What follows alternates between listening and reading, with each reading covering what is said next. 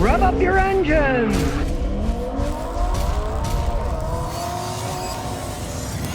Well, ABC News just did a story, and I agree with it entirely, and it's called Plastic Recycling Directory Ends, citing lack of real commitment from industry. Turns out there was this directory online where you could go to recycle the plastic, right? And a lot of the stupid plastic that nobody wants, right? Like the bags in a grocery store.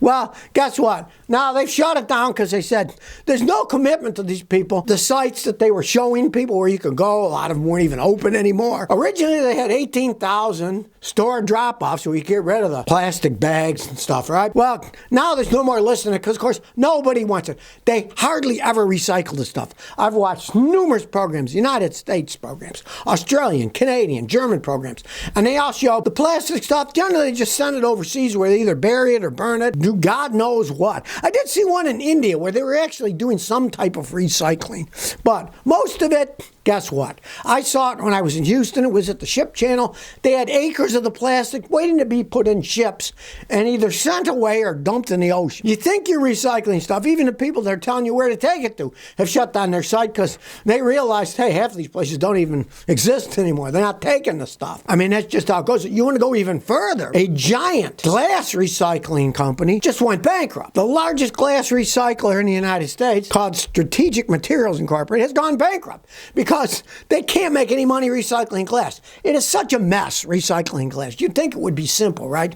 When I was a kid, they did, but it was really simple. The Coke bottles were cleaned and reused, right? Great. You don't have to do much, but now they're talking about getting the glass, shattering it down, making new glass products, and it just is not an efficient way of doing things. They have so many problems. I mean, listen to some of the disadvantages of glass recycling. Broken glass is hard to sort out and contaminate other recycling. Glass fragments can mix with paper and cardboard, reducing the value of them. The high cost of glass recycling due to heavy material weight, high transportation and processing costs, and other factors. Limited market.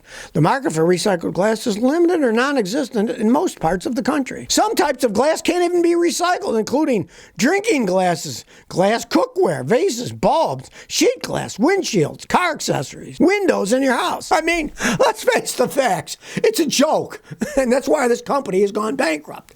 There's no money in it. There's half the stuff you can't even recycle. Drinking glasses, windows in your house. I mean, what's the point of even bothering with it, right? I mean, let's face the facts. Glass is pretty innocuous, right? They were even talking at one time of sealing uranium byproducts from nukes and stuff, giant glass containers, because, you know, they doesn't degrade, right?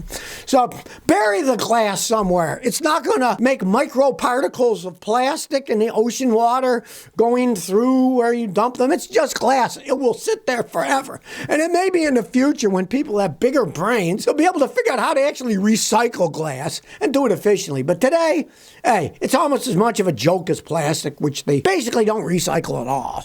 They just hide it somewhere else or ship it or dump it in the ocean. They don't actually recycle. And now the largest glass recycler in the United States just went bankrupt. Well, here's a bit of kind of sleaziness from Elon and Tesla. There's a guy, he has a Tesla Model Y, and he's on his third battery with a little over 100,000 miles on it. And here's why. Guy bought the car in April 2021. He had 40,000 miles on it, and then it started having fewer miles of range. Then eventually it said, BMS A066, maximum battery charge level and range may be reduced. So he took it to Tesla, and under warranty, they gave him another battery. But here's the thing. They did not give him a brand new battery. He thought he got a new battery, but instead, Tesla gave me a remanufactured pack that's made with salvage cells instead of new ones. You think you get a new battery, right? I mean, let's face the facts. If you have a regular gasoline car with 12-volt lead acid battery and it goes bad under warranty,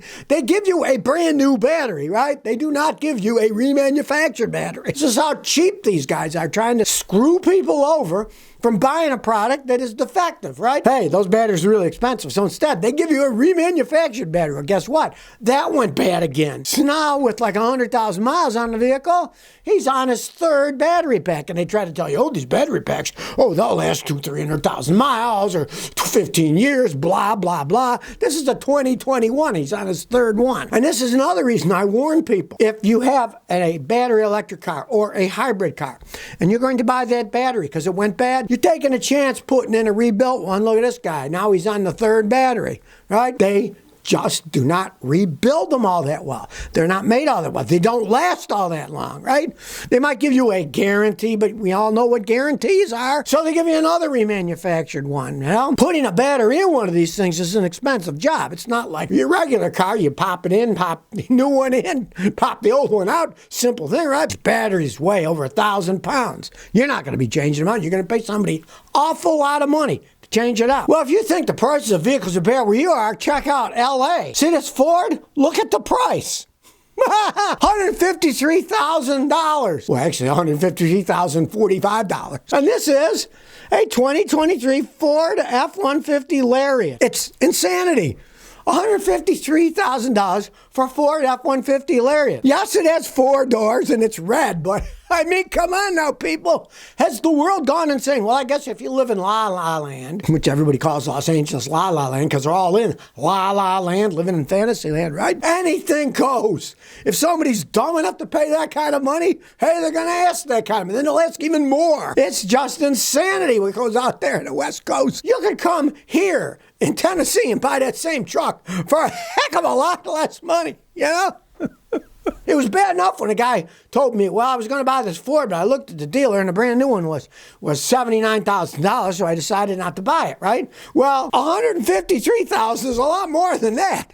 But it is La La Land, the land of loonies.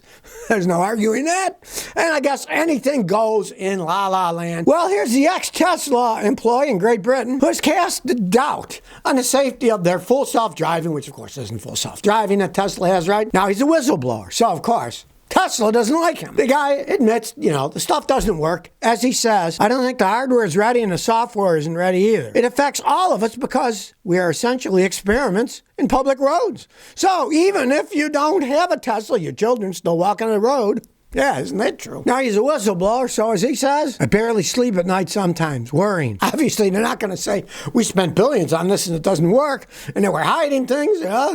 Well, this guy's a whistleblower in Great Britain, and I guess their whistleblowers come out a little bit more than here in the United States, because he was talking to the BBC, and he explained all these reasons why it shouldn't have been allowed out in the first place. You don't experiment with human beings, right? Calling it full self-driving, it should be against the law that it's called that because it is not full self-driving. It'd be like saying, I have a car that flies. Now, it doesn't really fly, but I have a car. It's called flying car. It doesn't actually fly now, but it's called flying car. Well, you can't call it full self-driving if it isn't full self-driving. They should force them to change the name. It's absurd that they can get away with even calling it that. Well, finally, somebody's got common sense. Palisades is a company that's doing small nukes in Michigan for creating power, right? And now they plan for 2 more reactors at Lake Michigan. These are small reactors. Of course, the giant nukes, those plants are super expensive. They take forever to build. They have a rather large footprint. These are a lot smaller, and accordingly from what I've read, they're a lot more efficient because they're more modern design. But of course, as usual in the United States,